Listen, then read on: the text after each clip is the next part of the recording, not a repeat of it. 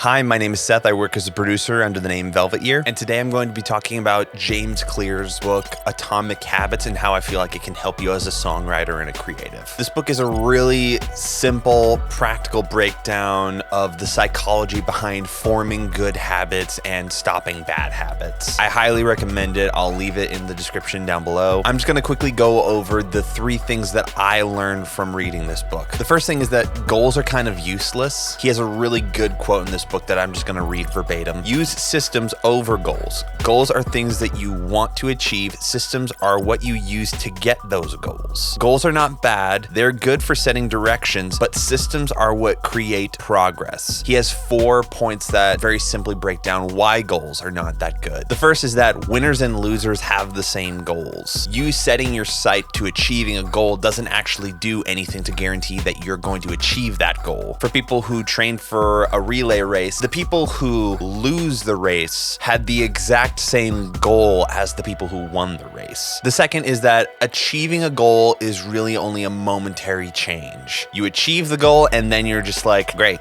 Now what? They don't actually help you long term. The third is that goals kind of restrict your happiness until you achieve them. You're just kind of striving and struggling to get to that level, so the journey of achieving your goal tends to not be that fun. And the fourth is that goals are kind of at odds with long-term progress. By nature of there being a goal that you wish to achieve, by definition, once you achieve that goal, you're done. You can set another goal again if you want, but once you've achieved that goal, you're done. And that doesn't really help you grow long-term over the course of your life, which is why James Clear recommends using systems over goals. Don't worry about having a goal, worry about making a system so that you can continually do the habit over time. The analogy that he uses is, don't say, I'm gonna go to the gym and lose 20 pounds in the next month. Say, I am the kind of person who takes care of their health, and because of that, I'm going to set a certain amount of time every part of the week to go and exercise, because that's part of who I am. Long term, over the course of your life, you're going to lose the 20 pounds, but it's going to actually help you longer than just that one benchmark. This really helped me when I started making my own music again recently, because now instead of viewing music as this goal that I have to achieve by putting something out, I instead can now view music as part of who I am. I'm going to continue putting out music when I'm 65. And so I'm just making a system right now where I can finish a song every month or so and just put it out. And I plan on continuing to do that for as long as I can. There is no goal of an album or an EP right now. And as a result, I'm getting a lot more stuff done. The second thing that I learned from James Clear's book is the idea of 1% a day. Most people think that the goal should be to start a habit by putting in 110% day one. But really, that's not how long-term growth works. Long-term growth comes from you saying, I'm gonna grow 1% every day, just 1%. Because the reality is, if you do 110% day one, you're gonna be so exhausted you don't wanna go in for day 2.